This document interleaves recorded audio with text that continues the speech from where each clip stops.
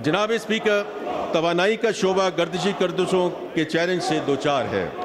ये कर्ज अब नाकाबिल बर्दाश्त हो चुका है। पावर सेक्टर की पेचीदगियों का हल बिलाशुबा मुश्किल है, क्योंकि बिजली पैदा करने से लेकर ट्रांसमिशन एंड डिस्ट्रीब्यूशन तक हर सतह की अपनी डायनेमिक्स हैं और हर सतह पर मुश्किलात पाई जाती हैं। मैं ये बताना चाहता हूँ कि हुकूमत इस शोबे में कोर्स करेक्शन और इन मुश्किलात को हल करने के लिए कभी इतनी पुरअज़्म नहीं थी। मौजूदा माली साल के दौरान बिजली की तकसीम को बेहतर बनाने के लिए कई इक़दाम किए गए और इन इक़दाम के नतीजे में हमें उम्मीद है कि साल के इख्तिताम तक सर्कुलर डेट स्टॉक में कोई इजाफा नहीं होगा। बिजली चोरी के खिलाफ मुहिम से हमें 50 अरब रुपए की बचत होगी। अगले साल के लिए चंद इस्लाहात दर्ज झैल हैं। नुकसानात को कम करने के लिए ट्रांसमिशन और डिस्ट्रीब्यूशन कारकर्दगी को बेहतर बनाना, पब्लिक सेक्टर कंपनीज़ की और गवर्नेंस को और मैनेजमेंट को बेहतर बनाने के लिए बोर्ड ऑफ मैनेजमेंट में प्राइवेट सेक्टर प्रोफेशनल्स शामिल किए जा रहे हैं। 9 डिस्कोज और जेनकोज की निजकारी को तेज़ करने का मंसूबा है। बिजली चोरी के खिलाफ मुहिम को ज़्यादा मुनज़्ज़म और इंस्टीट्यूशनलाइज किया जाएगा।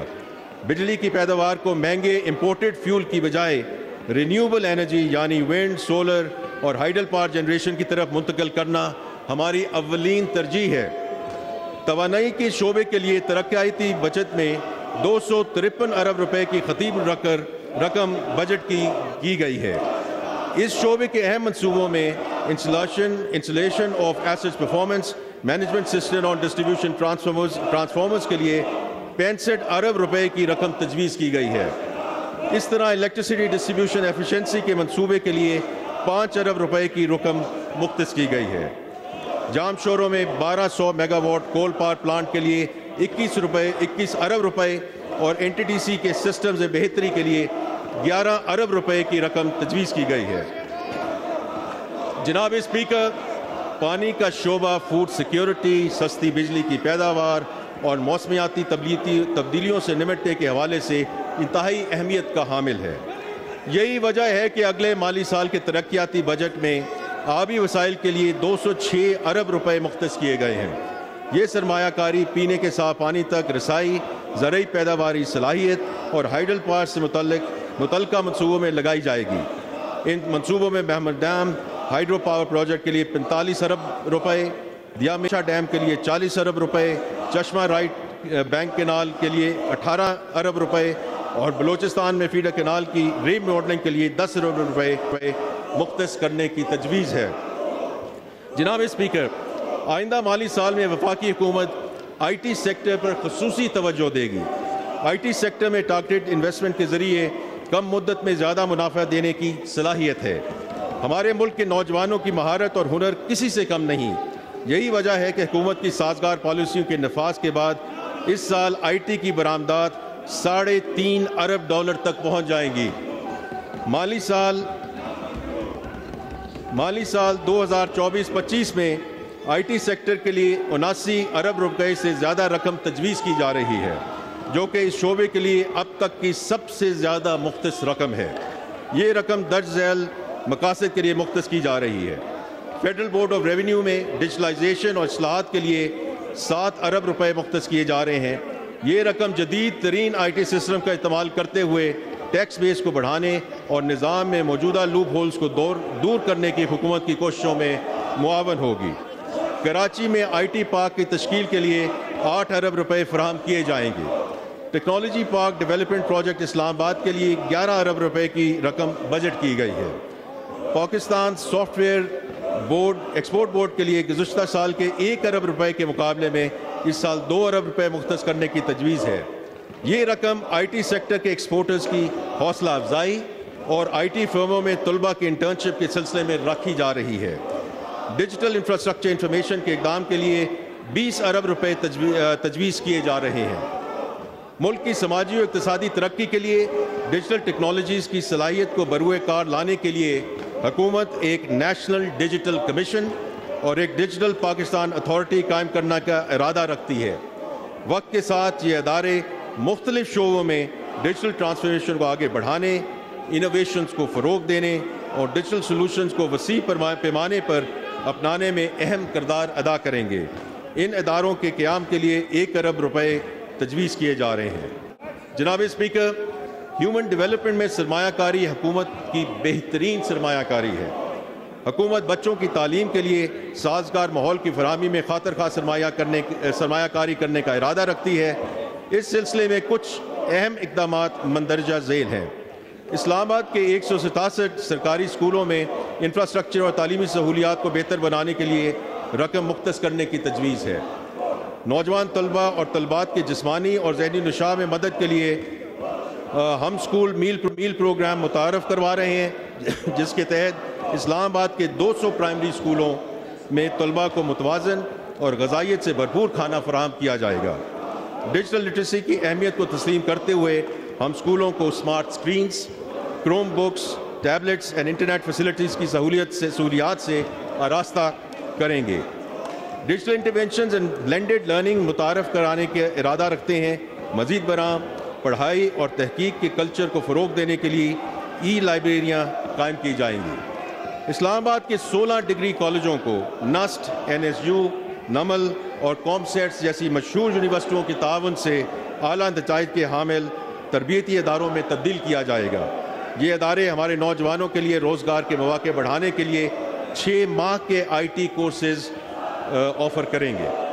پسماندہ اور غریب طلباء کو معیاری تعلیم تک رسائی فراہم کرنے کے لیے پرائیویٹ اسکولوں میں زیر تعلیم طلباء کے لیے ایک ایجوکیشن واؤچر اسکیم متعارف کرائی جا رہی ہے۔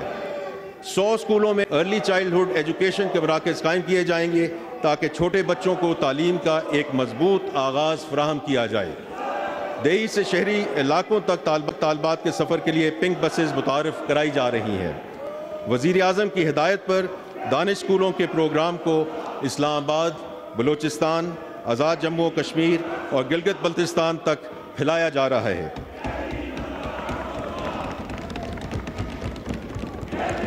جناب اسپیکر، بیرون ملک مقیم پاکستانی ہمارے معاشی ڈھانچے میں ریڑھ کی ہڈی کی حیثیت رکھتے ہیں اور ان کی جانب سے بھیجی جانے والی ریمیٹنسز معیشت میں اہم کردار ادا کرتی ہیں۔ حکومت بیرون ملک مقیم اہل وطن کی مدد کے لیے متعدد سہولیات متعارف کروا رہی ہے۔ بیرون ملک پاکستانیوں کی جانب سے بھیجی جانے والی ریمیٹنسز کے فروغ کے لیے بجٹ میں 86.9 ارب روپے کی رقم مختص کرنے کی تجویز ہے۔ یہ رقم ریمبرسمنٹ آف TT چارجز، سونی دھرتی اسکیم اور دیگر اسکیموں کے لیے استعمال کی جائے گی۔ افرادی قوت کو مارکیٹ کے جدید ترین تقاضوں کے مطابق تیار کرنے کے لیے سینٹرز آف ایکسلنس قائم کرے گی۔ بیرون ملک مقیم اہل وطن کی سہولت کے لیے امیگریشن لینڈسکیپ کو ڈیجیٹائز کیا جائے گا تاکہ امیگریشن کے پروسیجر کو آسان بنایا جا سکے اور لاگت میں کمی ہو۔ شکایات کے بروقت ازالے کے لیے کمپلینٹ ریزولوشن کا مؤثر نظام بنایا جائے گا۔ اس کے لیے ایک بین الاقوامی کال سینٹر کا قیام بھی عمل میں لایا جائے گا۔ نئے ایمیگرینٹس کے لیے جلد از جلد بیرون ملک آباد کاری کے لیے قرض کی سہولیات فراہم کرنے پر کام جاری ہے۔ بیرون ملک مقیم پاکستانیوں کی غیر معمولی خدمات کو تسلیم کرنے کے لیے محسن پاکستان ایوارڈ متعارف کرایا جا رہا ہے۔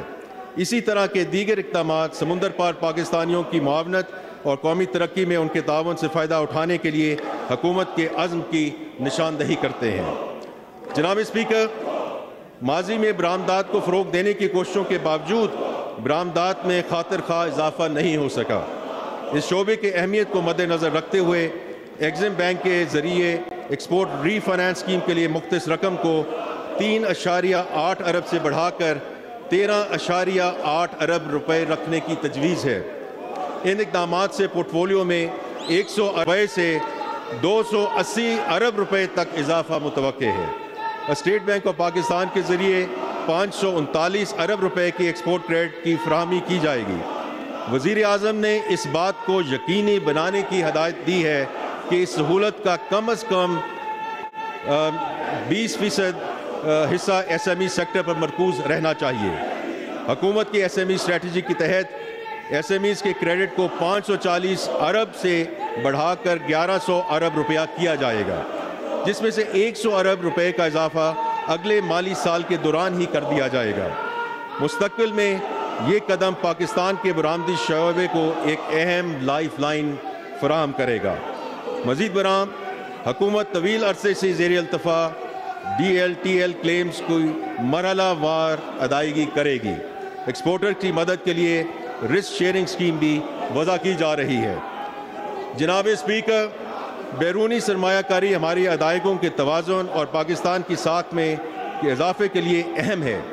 इस सिलसिले में ब्रादर और दोस्त ममालिक के साथ बातचीत और कोशिशें एक एडवांस स्टेज पर हैं।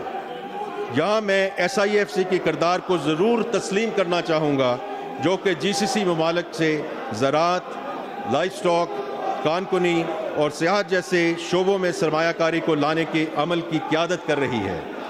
मैं इस सिलसिले में वज़ीर आज़म पाकिस्तान के चीन के दौरे का जिक्र करना चाहता हूँ। इस दौरे का मकसद CPEC फ़ेज़ 2 को रिजुवनेट करना था। CPEC के इस फेज़ में चीनी कंपनियों को स्पेशल इकनॉमिक जोन के ज़रिए पाकिस्तान में सरमायाकारी के मौक़े फ़राहम किए जाएंगे। साथ ही साथ पाकिस्तानी कंपनियां चीनी कंपनियों के साथ जॉइंट वेंचर्स कर सकेंगी। CPEC फ़ेज़ 2 से मुल्क में सनती शोबे और बरामदात में इजाफे का एक नया बाब खुलेगा इंशाअल्लाह। दौरा चीन के लिए वज़ीर आज़म के वफ़द में पाकिस्तान की 97 अहम कंपनियों के नुमाइंदे शामिल थे। इस सिलसिले में चीन के शहर शेंजन में एक कॉन्फ्रेंस का इनेकाद किया गया। तवानाई, कल्चर, IT, फार्मास्यूटिकल्स, ज़राअत और फूड सेक्टर से मुतालिक 31 B2B MOUs साइन किए गए।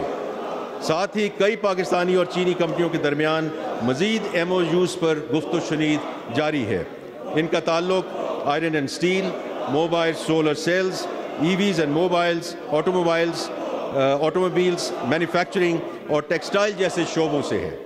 साथ ही साथ BOI ने 6 मुख्तलिफ चीनी इदारों के साथ B2B कोलैबोरेशन के लिए MOUs साइन किए हैं।